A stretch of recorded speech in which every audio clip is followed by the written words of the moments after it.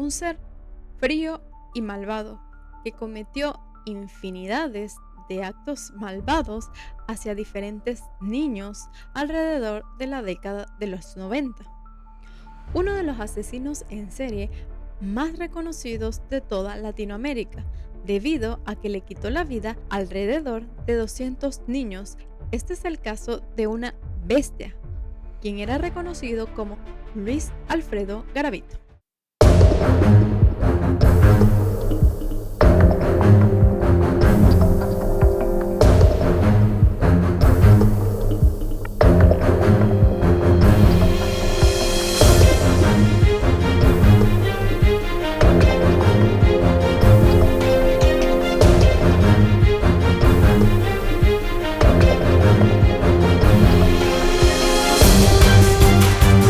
Alfredo Garavito Cubillos nació el 25 de enero de 1957 en Génova, Quindío, Colombia.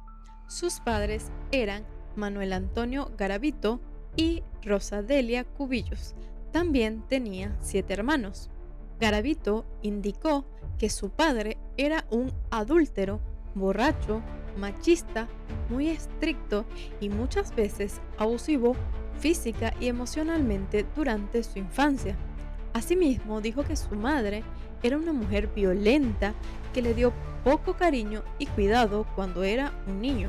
Yo siendo un niño me daba miedo oírlo hablar y yo me escondía bajo de la cama.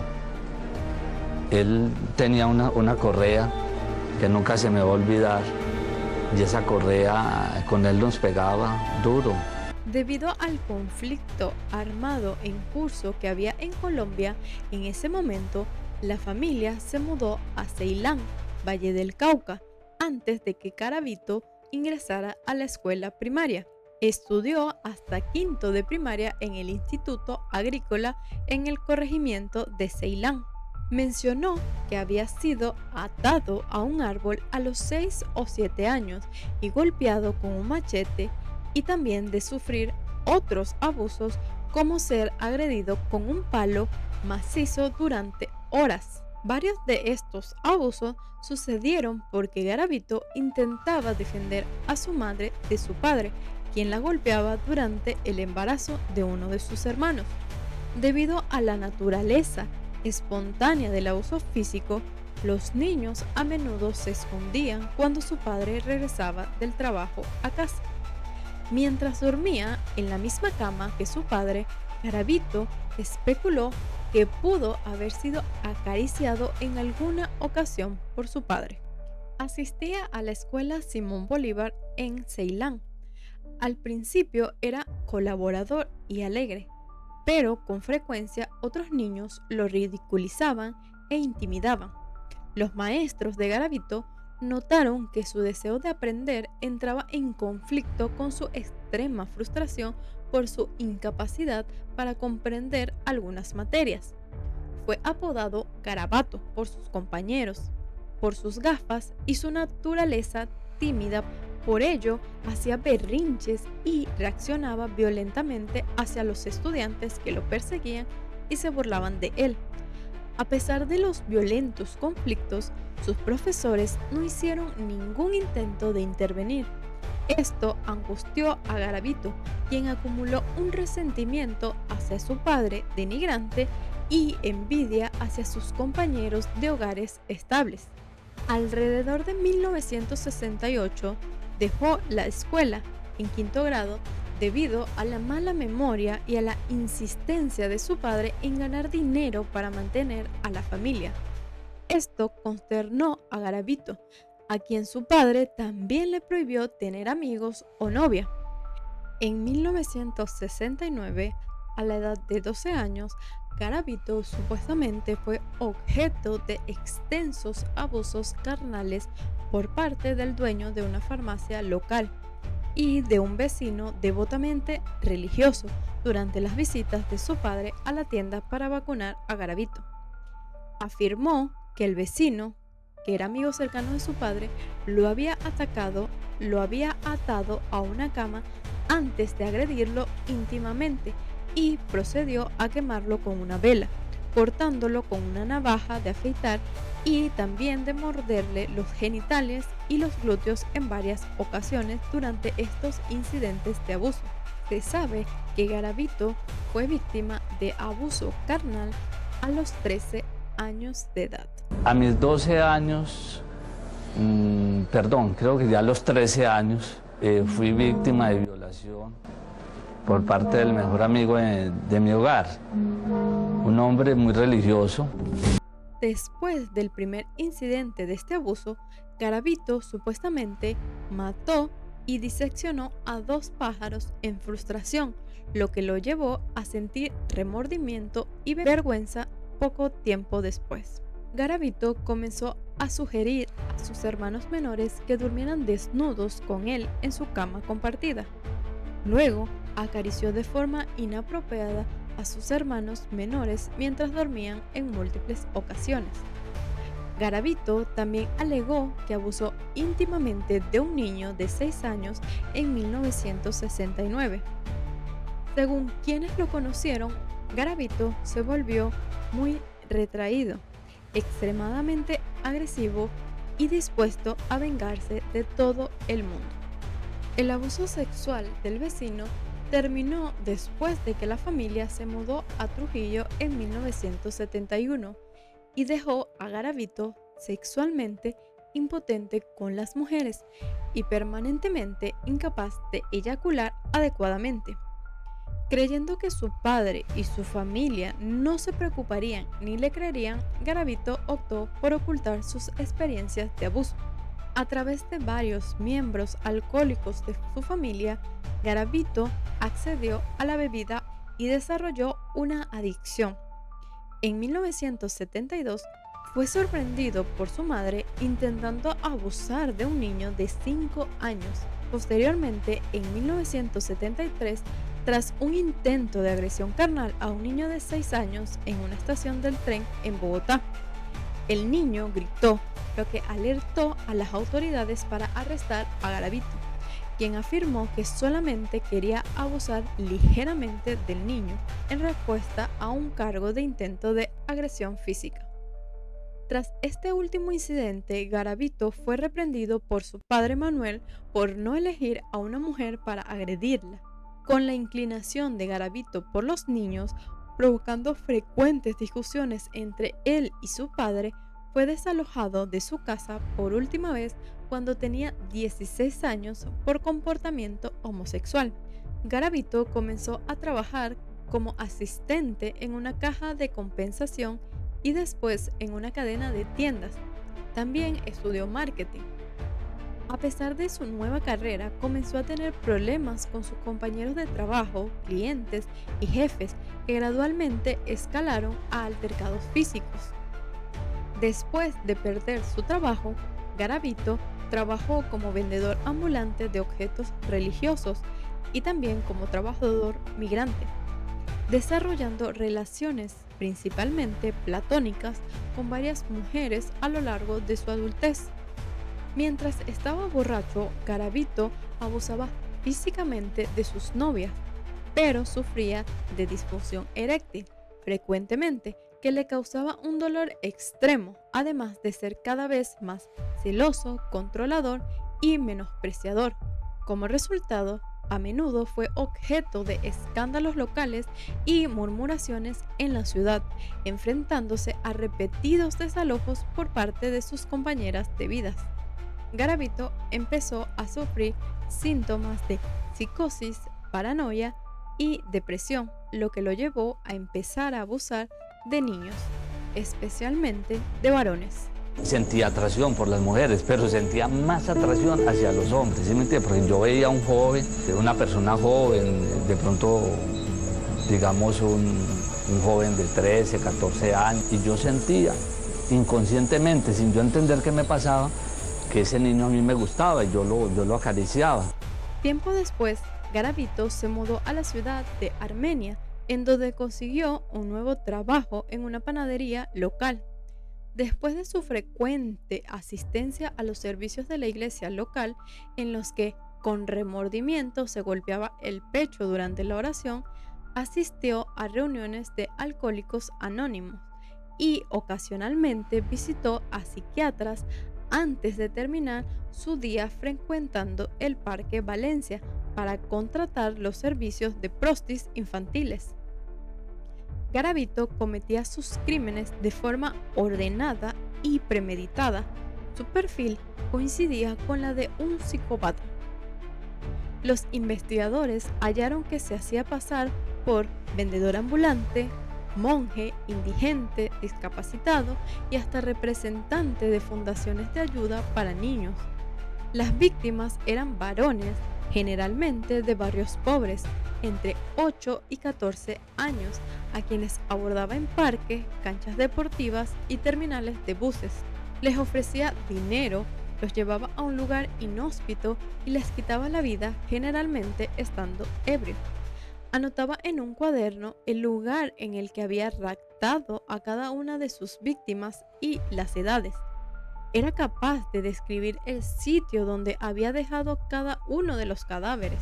En varias publicaciones, documentales y entrevistas realizadas, Garavito confesó haber cometido muchos asesinatos. Al perpetrar cada crimen, Garavito se tomaba desde un sorbo hasta media botella de aguardiente o brandy. Luego llevaba a sus víctimas a zonas apartadas tras haberlas analizado y allí, después de amenazarlos con un cuchillo, empezaba el ritual con el cual le quitó la vida a cientos de niños. Los investigadores dicen que mientras abusaba de cada niño, le iba propinando puñaladas, entre otras aberraciones, y finalmente le hacía una cortada profunda en el vientre o en el pecho para que se desangraran, e incluso los degollaba. En algunos casos puntuales relató cómo sucedieron los hechos. Voy al hotel a las 9 de la noche. Empiezo a sentir esa fuerza extraña que me domina. Saco el cuchillo, consigo unas cabullas, llevo licor y me dispongo a andar por las diferentes calles aledañas a la galería. Había un niño llamado Julián Pinto cerca. Él estudiaba en el SENA, donde había ido a vender ambientadores el año pasado. Estaba vendiendo tintos. Le hablo, lo convenzo para que me acompañe. Él deja su termo y se va conmigo. Lo introduzco al cañaduzal, lo amarro, lo acaricio y después lo agredo. Julián Pinto grita, lo acaricio, él sigue gritando y posteriormente le quito la vida. Me acuerdo tanto de ese niño por una situación. En ese sitio hay una cruz. Regreso para el pueblo y de un momento a otro siento una voz que me dice: eres un miserable, no vales nada. Regresé y miré lo que había hecho. En ese momento me arrodillé, me arrepentí y enterré el cuchillo. Practiqué ritos satánicos con los menores que asesiné. Lo hice a mi manera, pero no quiero explicar cómo lo hice. Yo hice pacto con el diablo. El jueves 22 de abril de 1999, en una zona rural de Villavicencio, Meta, fue capturado cuando salía al final de la tarde de un potrero en la periferia de este municipio. Horas antes, Garavito había intentado raptar a un menor del que pretendía abusar y luego asesinar. Un sin techo que se encontraba en la zona escuchó los gritos de auxilio del menor y se acercó. Al ver la escena, atacó a Garavito con piedras, obligándolo a huir. El habitante de la calle rescató al niño y lo llevó hasta una vivienda donde lo auxiliaron y llamaron a la Policía Nacional. Después de que el niño contase lo ocurrido, se inició la búsqueda por una brigada con múltiples efectivos policiales en la zona, usando vehículos oficiales, taxis y particulares recorriendo la zona. Varias horas después, el hombre salió del monte caminando, fue identificado por el niño e interceptado por los policías. En ese momento fue capturado y conducido al comando de la policía, donde manifestó llamarse Bonifacio Morera Liscano, un vendedor ambulante de la zona. Con ese nombre se inició la investigación penal sobre la presunta tentativa de acceso carnal sobre el menor. Al momento de arrestar a Garavito, no sabían la magnitud de los crímenes que este hombre había cometido. Solamente pensaban que había intentado abusar de este niño, sin saber que ya le había quitado la vida a varios de estos y también había abusado íntimamente de muchos otros. En junio de 1999, el equipo interdisciplinario del CTI de la Fiscalía establecieron que el sospechoso principal enmarcado por el equipo de Armenia era Luis Alfredo Garavito. Al intervenir otras secciones, como el análisis realizado por el morfólogo de Buga Hernán Herrera Jaramillo y la presentación del fiscal Fernando Aya de Villavicencio sobre el caso de Morera Liscano, permitieron establecer que ya se sabía que era el asesino serial y también que ya estaba capturado desde semanas atrás. Fue así que el jueves 28 de octubre de 1999, la fiscal Lili Naranjo y el investigador Aldemar Durán indagaban a Garavito, quien desconocía la investigación que había sobre él, y lo interrogan sobre otros casos, un interrogatorio que duró alrededor de 8 a 9 horas, durante las cuales el asesino terminó confesando los homicidios sobre el que se le habría preguntado, incluyendo el caso de Santa Bárbara en Palmira, Valle del Cauca, los 3 niños de Génova, el caso de Tunja y el caso de Villavicencio, entre otros. Gracias a las pruebas recogidas por la Fiscalía y a su posterior confesión, se estableció que Garavito Cubillos es responsable no solo de la muerte de un menor en Tunja.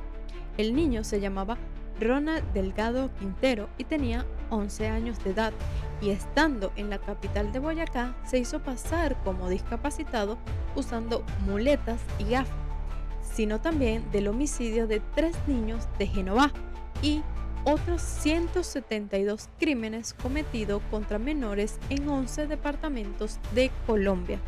Fue allí cuando se estableció que el primer homicidio que había hecho este hombre había ocurrido en 1992.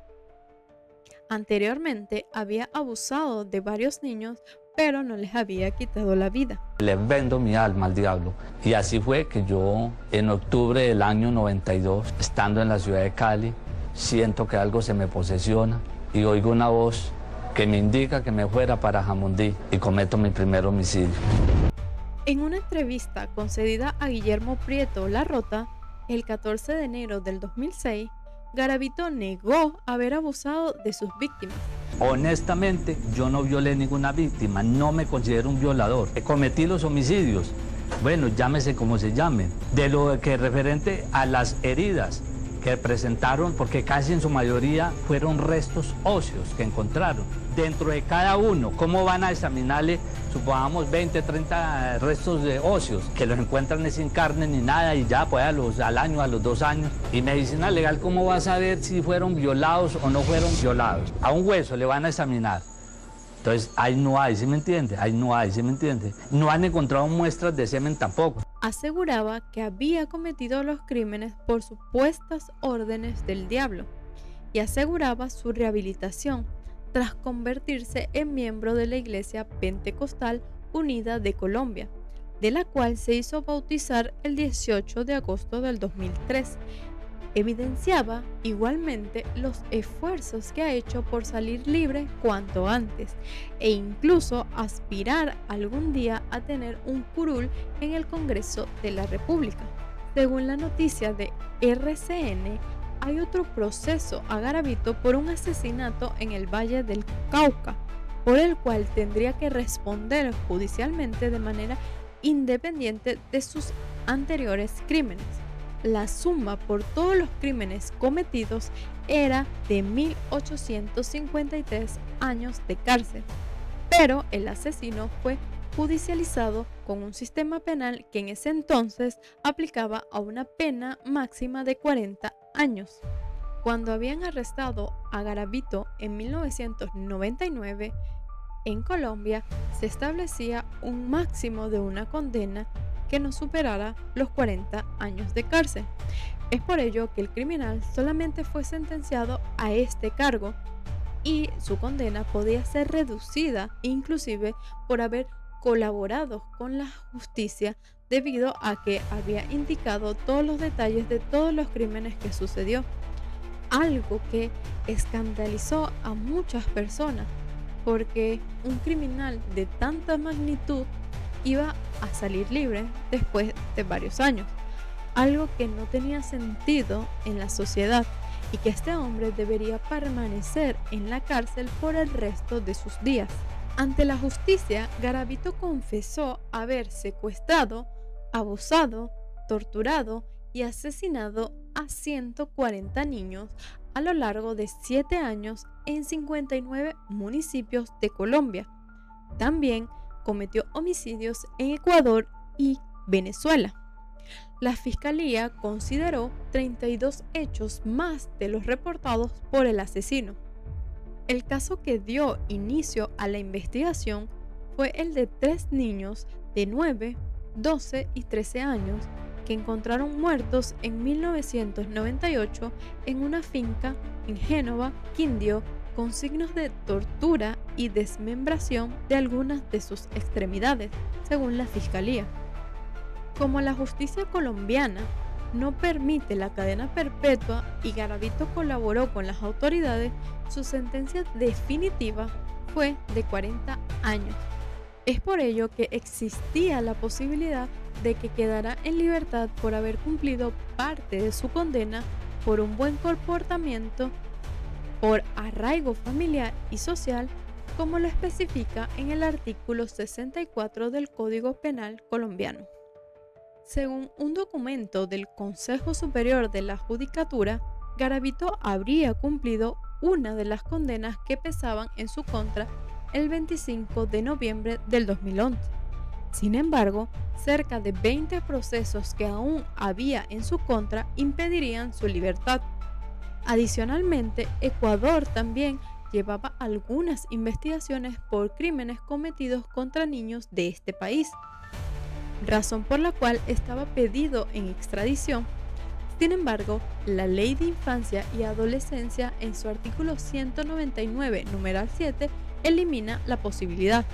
En el año 2016 le dijo a un periodista español llamado John Sistiaga lo siguiente: soy un ser humano igual a cualquier otro, con unas fallas, pues, pero no que yo sea peligroso. Cometí una serie de conductas que infringen las normas penales y las morales. No, en este momento no me considero. Antes de yo matar, cometí muchas violaciones, es verdad, eso ya lo confesé en la fiscalía, lo hizo, se judicializó.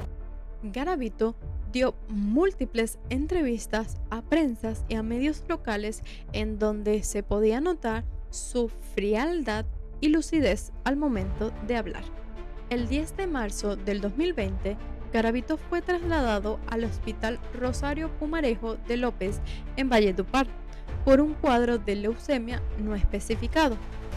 El 6 de julio del 2021 se aprobó la cadena perpetua para asesinos y abusadores de niños en Colombia, la cual no se aplicaría a Garavito, porque las leyes en Colombia no son retroactivas. Hubo descontento por la posibilidad de recibir una libertad condicional, la cual fue denegada por el expresidente de la República, Iván Duque. Rechazó contundentemente la idea de darle libertad. Indicó que el gobierno nacional no respaldaría esa propuesta y envió un mensaje de voz sobre Garavito. Que esa bestia de Garavito saliera de prisión. Ese es un bandido, un delincuente, es una rata apestosa que no ha hecho sino producirle daño a niños en nuestro país. Y el destino de ese delincuente es seguir en la cárcel. El gobierno nacional ni auspicia ni respalda eso. Y que le quede muy claro al señor Garavito que en la cárcel se tendrá que... Finalmente, Garavito murió el 12 de octubre del 2023 en un hospital de Valledupar a los 66 años, debido a que padecía cáncer en un ojo y leucemia. Estaba cumpliendo una condena en la prisión de máxima seguridad La Trimulca en el norte de Colombia. Fue así como terminó la vida de este monstruo que le quitó la vida a alrededor de 200 personas en tan solo 7 años en diferentes países de Latinoamérica.